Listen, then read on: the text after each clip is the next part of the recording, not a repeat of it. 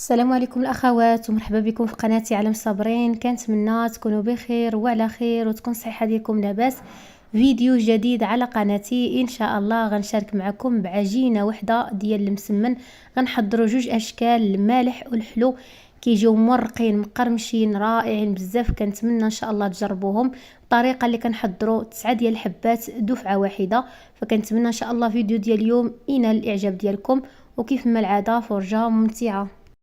وغنبداو على بركه الله بالمقادير وكذلك كيفيه التحضير. في واحد القصعه درت هنايا 6 الكؤوس ديال الدقيق الابيض ما يعادله 600 غرام.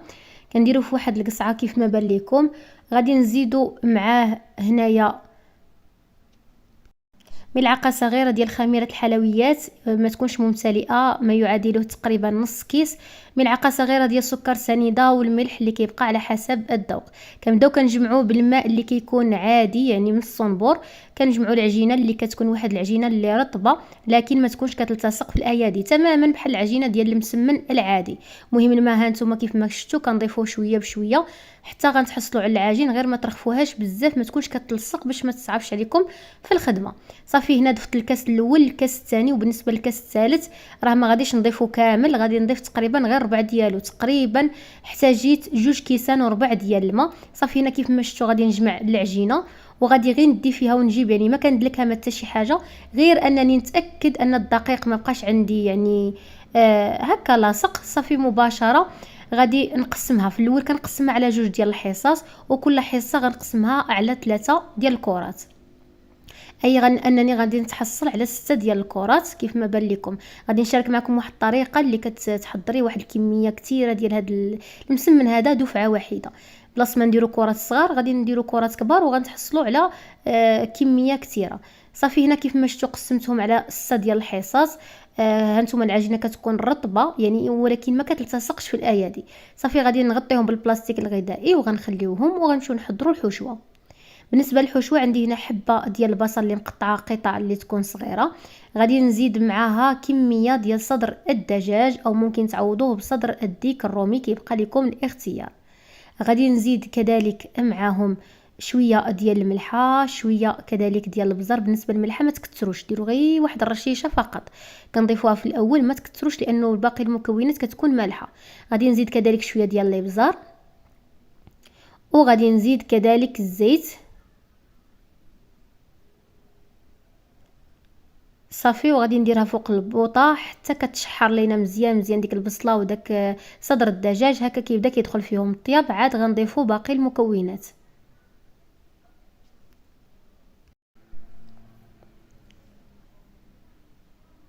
هنا من بعد ما تشحر لينا داك صدر الدجاج مع البصله غادي نزيدو دابا التوابل اللي هي ملعقه صغيره غير ممتلئه ديال الخرقوم. غادي نزيد كذلك سكينجبير واحد الكميه. كذلك غادي نزيد هنايا الشامبينيون، واحد العلبه ديال الشامبينيون اللي مقطع كنضيفوه في هذه المرحله باش هكا ما كيجيناش باسل وكيجينا طيب احسن، كيجي لذيذ. غادي نزيد كذلك صلصه الصوجا اللي كتعطي واحد المذاق زوين في هذه الحشوه هذه. وضفت كذلك واحد الضامه ديال السمك كتعطي واحد المذاق خطير في هذه الحشوه هذه، وكيجي المذاق بحال الا درناها فيها السمك. صافي غنردهم فوق البوطه. وهنا غادي نمشي نحضر لا كريم باتيسير اللي غادي نحتاج فيها كاس ونص ديال الحليب. هاد الكميه هذه ديال كاس ونص يعني غتكفيكم لواحد الكميه هكا، واللي بغات تضاعف الكميه فكيبقى ليها الاختيار. المهم درت كاس ونص ديال الحليب. زدت كذلك 2 معالق كبار ديال السكر سنيده يكونوا ممتلئين جيدا. زدت كذلك 2 معالق كبار ممتلئين ديال لا كريم باتيسير باش هكا تجينا قابطه راسها مزيان مزيان. صافي غادي نحركوا الكل بالطراب اليدوي جيدا جيدا. عاد كنديرهم فوق النار مع التحريك المستمر حتى كيعقد عندنا الخليط وكيولي هكا عاقد مزيان.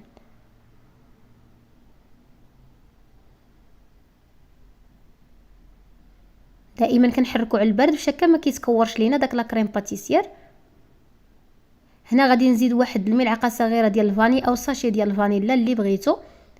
صافي ومن بعد ما كتعقد كنحطوها هكا في واحد الطبسيل اللي كيكون هكا واسع باش هكا دغيا دغيا تبرد لينا. وغادي نغطي ليها الوجه ديالها بالبلاستيك بحيث ان البلاستيك يمارس الوجه ديال الكريمه باش هكا ما ديرش لينا القشره. وغندخلوها الثلاجه كتبرد مزيان مزيان. ضروري نوجدوا لا كريم باتيسير مسبقا باش هكا كتبرد لينا على خاطرها وكتسهل علينا في الخدمه. صافي هنايا كيف ما شفتوا زدت واحد العلبه ديال الشعريه الصينيه على ديك الحشوه، كنحرك مزيان مزيان. صافي وغنخليها كتبرد تماما تماما، عاد نبداو كنعمروا فيها. هنا حاولت انني نقطع، بانت لي ديك الشعريه مازال خاصها تقطع، فقطعتها هكا وخليتها. هنا كنمشيو للعجينه ديالنا. شوفوا معايا كناخذوا الكره الاولى ديال العجينه، انا راني خدمت وحده في الاول. هنايا كناخذوا كره ديال العجينه كنطلقوها بالمساعده ديال الزيت، وكنحاولوا نطلقوها تكون رقيقه مزيان. وهنايا عندي كميه ديال الزبده اللي ذوبتها. بالنسبه للزبده استعملوا زبده ديال المارغرين. صافي كندير واحد الكميه بحال هكاك وكنبداو كنطويو بحال المسمنه. وفي هاد الطيه هذه كنعاودوا نزيدوا الزبده وكنطويو هكا على شكل مسمنه عاديه. بنفس الطريقه غناخذوا عاوتاني مسمنه واحده اخرى ولا كره واحده اخرى حتى هي غادي نطلقوها مزيان مزيان، ونحاولوا نطلقوها كتكون رقيقه باش يجينا المسمن ديالنا او هاد المسمنات في الفران يجيونا مورقين ومقرمشين. صافي كنحاولوا نطلقوها كيف ما بان لكم. حتى هي كندهنوا بواحد تقريبا بواحد 3 المعالق هكاك مع مريج ديال الزبده، وكنديروا المسمنه الاخرى في وسطها وكنطويو بهذا الشكل هذا. ونعاودوا نديروا الزبده هنايا ونطويو باش كنتحصلوا على 2 كرات في كره واحده. صافي غنسالي بنفس الطريقه هانتوما، يعني بالتالي كنتحصلوا على 3 المسمنات كبارين، يعني كل مسمنه في وسطها مسمنه. صافي هنا غادي ندير اخر وحده كيف ما بان لكم حتى هي غندهنها بالزبده. وبالنسبه لكميه الزبده غتحتاجوا تقريبا واحد 100 حتى ل 125 غرام ديال الزبده. صافي هنا كنسدهم، غنخليهم يرتاحوا غير واحد شويه، وغادي نبداو كنطلقوا العجينه ديالنا بواحد السمك اللي يكون متوسط، ما تكونش رقيقه بزاف وعاوتاني ما تكونش غليظه. هانتوما شوفوا معايا كنحاول نطلقها مزيان ونحاول نطلقها على شكل مربع باش هكا ملي نكون نقطع يجوني التقطيعات قد بعضياتهم. وهنا كنصيحه ملي تكونوا كتطلقوا هذه العجينه ما ديروش الزيت، يا اما تستعملوا الدقيق من الاسفل باش ما تلتصقش لكم، ولا ما تستعملوش كاع لانه الزيت غيبقى يديها ويجيبها، يعني ماشي يخليها تطلق معكم مزيان. صافي انا كناخذ الجراره ديال البيتزا وغنبقى نقسم في الاول، كنقسم على 3 الاشرطه، وكل شريط كنقسمو عاوتاني على 3 باش كنتحصل على 9 ديال المربعات. صافي كناخذ الحشوه ديالي كنديرها في الوسط، بطبيعه الحال الحشوه كتكون بارده، وكنديروا في الوسط كميه ديال الحشوه، وبالاحسن نديروا واحد الكميه اللي تكون كثيره باش هكا يجيكم المسمن مورق ويجيكم هكا عامر ويجيكم زوين. صافي هنا كندير الحشوه كيف ما بان لكم.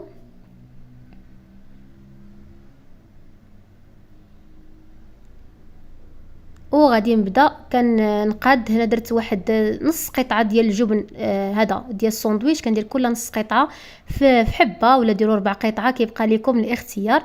صافي ومن بعد غادي نبدا كنقاد فيهم.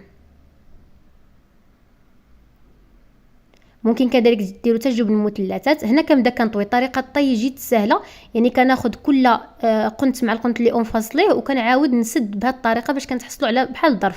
صافي وكنحاولوا نسدوهم هكا. الا بانت لينا شي بلاصه خاويه كنحاولوا نسدوها. ها نتوما كنديروا الجنب مع الجنب وعاوتاني الجنب الاخر مع الاخر باش كتجمع معنا وكتعطينا هذا الشكل هذا. صافي هنا بنفس الطريقه غادي نطلق العجينه الثانيه، حتى هي كنطلقها هكا تكون رقيقه، وكنقطعها حتى هي على 9 ديال القطع. وغادي نكمل ديك الحشوه ديالي ديال المالح كامله، عاد نكمل الحشوه ديالي ديال هذا ديال اللحلو. صافي غادي نعمر هادو المالحين، وغيبقاو ليا في هاد العجينه الثانيه غيبقاو ليا 3 غنحضر منهم الحلوين. اي انني تحصلت على 15 المسمنه مالحه و12 المسمنه حلوه. وتقدروا ديروا الكميه كامله مالحه وتقدروا ديروا الكميه كامله حلوه، غير من كتشكلوهم صراحه كيجيو احسن. صافي غادي نسدها. نتوما الطريقه راه باينه، ودائما كنحاولوا اننا نسدوهم مزيان باش ما يتحلوش لينا، واخا هما راه ما كيتحلوش نهائيا في الفران.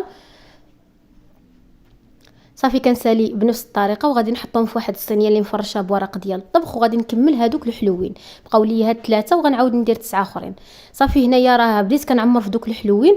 هنا غادي ناخذ العجينه الاخرى اللي بقات عندي، حتى هي غادي نطلقها بنفس الطريقه وغادي نقسمها على 9 ديال القطع او 9 ديال المسمنات صغارين.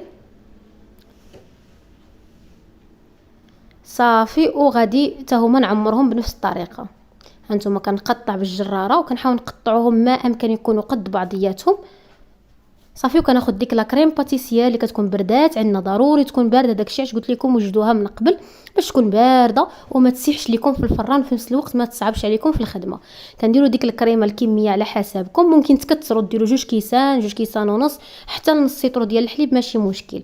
صافي هنا غادي نبدا كندير ديك الكريم باتيسير وكندير الشكلاط حبيبات في الوسط وصافي، وغادي نبداو كنطويوهم. بالنسبه لهذا الشكل هذا غادي نطويوهم بنفس الطريقه، لكن ملي غنبغيو نحطوهم غنحطوهم على الجهه الاخرى، يعني كيجيو على شكل مربعات باش هكا الشكل كيجي مختلف. حتى هما راه بنفس الطريقه كنطويوهم كل جنب مع جنب. ها نتوما غادي نزيد نقرب لكم وكنحاول نسدوهم مزيان صافي، وكنحطوهم حتى هما من هاد الجهه هذه.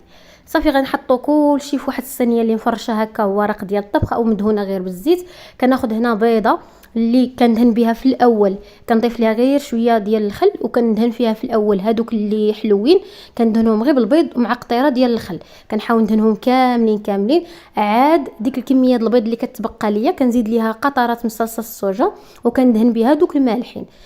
فهمتوني؟ صافي المهم غادي نسالي بنفس الطريقه. بالنسبه لحبه البيض راهي غتكفيكم في هاد المسيمنات كاملين. وهنا واحد الحاجه اللي مهمه وغنبغي ناكد لكم عليها باش تنجح معكم هاد الوصفه ان شاء الله. الفران يكون سخون مزيان، يعني على الاقل واحد 10 دقائق من قبل كتسخنوه مزيان، والنار اللي كتكون مرتفعه. انا عندي فرن الغاز كنجهد الفران. بالنسبه للفرن الكهربائي على حسب درجه الحراره اللي عندكم، يعني كترفعوا درجه الحراره كتخليوه يسخن مزيان. من بعد كندخلوا الصينيه ديالنا الفران، غير كتدخل الفران كنحسبوا ليها 5 ديال الدقائق صافي. كنحلوا الفران وكنردوا النار اللي هي متوسطه. نتمنى تكونوا فهمتوني. هذه هي الطريقه ديال الطياب باش كيجيكم المسمن مقرمش مورق وفي نفس الوقت هشيش، ما كيجيش قاصح. لانه انا قبل كنت كندير المسمن وكنت كنقص عليه النار عاد كيجي بحال الحجر. هذا هو السر ديالو باش كيجيكم مورق بحال الملفاي، بحال دوك اللي كنحضروهم بالعجين المورق. صافي غادي ندخلهم الفران كيف ما قلت لكم، كيخليهم يطيبوا. من بعد كتخليهم ملي كتردوا النار متوسطه راه كتخليهم يطيبوا على خاطرهم حتى كيتحمروا لكم من الاسفل ديالهم. عاد كتحبطوهم يتحمروا من الوجه ديالهم، ودغيا راه كيتحمروا من الوجه ديالهم وكيكونوا واجدين. وهنايا بالنسبه لهاد الحبات هادو كنديروا فيهم كل حبه كندير فيها نص حبه ديال الزيتون هكا كنسدوا بها الوسط، منها كتعطينا الشكل ومنها كذلك كتسد لينا باش ما كيتحلوش معنا. من بعد كنحاولوا نضغطوا بديك النص زيتونه، كنضغطوا مزيان باش هكا ما كيتحلوش لينا ملي كيدخلوا للفران. صافي كذلك غادي نزينهم بشويه ديال البافو هكا في الجنب ديال كل مسمنه، غير باش كيعطيو هكا الشكل، كيجي الشكل ديالهم هكا زوين. صافي وكيكونوا عندنا هكا المسيمنات ديالنا واجدين باش يدخلوا للفران. بالنسبه للبافو بزاف الاخوات اللي كيسولوني عليه، هو هذا راه كيتباع بالعبار، يعني كتمشي عند مستلزمات اللي كيبيعوا مستلزمات الحلويات وكلشي كتقولوا عطيني البافو ابتداء من 5 ديال الدراهم. هو كيعطي التزيين ما فيه لا مذاق لا والو، المهم كيعطي غير التزيين وصافي، كيعطي واحد التزيين اللي زوين. صافي كندير غير هكا واحد الخط هكا بالطول، يعني ما كنكثرش هكا البافو بزاف صافي. وغادي بالنسبه للشكل الثاني اللي هو داك الحلو غادي نحاول نشرطو هكا بالموس اللي يكون ماضي مزيان، كنديروا فيه بحال هكا اشرطه باش منين كيطيب كيجي هكاك مورق وكيجي مفلح كيجي زوين بزاف. وانتم لكم الاختيار تقدروا تخليوه غير هكاك. من بعد ما المسمن طاب عندي كيجي اخواتي بهذا الشكل هذا. بالنسبه للمسمن حلو شوفوا معايا كيجي بحال الا حضرناه بالعجين المورق، كيجي خطير بزاف، كيجي منفوخ في الوسط ومورق. كذلك المسمن الملح حتى هو كيجي رائع بزاف. غادي اكيد نحل معكم. هنا وريتكم واحد الحبه اللي ما رشيتهاش هكا بالسكر كلاصي باش تشوفوا الشكل ديالها من الداخل ومن برا هكا كيفاش كيجي فيها داك التورق. شوفوا معايا يعني بحال الا حضرناها بالعجين المورق. هنا راه عرفتوا سخونه راه مباشره من الفران كنشاركهم معكم، عرفتوا سخانين لان كان صافي خصني نحطهم داكشي علاش. لكن صدقوني راهم كيجيو رائعين، عرفتي كيجيو خوين من الداخل. داك لا كريم باتيسير وداك الشوكولات كيجي فيهم رائع بزاف. انا رشيتهم بالسكر كلاصي غير هكا كتزيين، ممكن تخليهم غير هكاك، ممكن دهنوهم هكا بالناباج وتزينوهم هكا بلوز ايفيلي كاوكاو. مهم لكم كامل الاختيار. بالنسبه كذلك المسمن المالح هانتوما حتى هو كيجي رائع. شوفوا معايا ما كيجيش قاصح نهائيا. هانتوما راه كندير به في يديا مقرمش مورق خطير. انا هذا المسمن هذا المالح وهذا الحشوه هذه اللي كيذوقها عندي كتعجبوا بزاف. ما كاينش اللي ما كياكلش هذا المسمن المالح، عرفتو كيجي خطير. وديك الحشوه ديال السمك اللي كنديروه فيه الضامه ديال السمك كتعطيه واحد المذاق اللي رائع بزاف بزاف بزاف ماشي شويه. فكنتمنى ان شاء الله وصفات اليوم ينالوا الاعجاب ديالكم. ما تنساوش الى عجبكم الفيديو تشتركوا في القناه ديالي، دعموني بلي لايك، ومرحبا والف مرحبا بجميع التعاليق ديالكم، ونتلاقاو فيديو اخر باذن الله تعالى، ومع السلامه.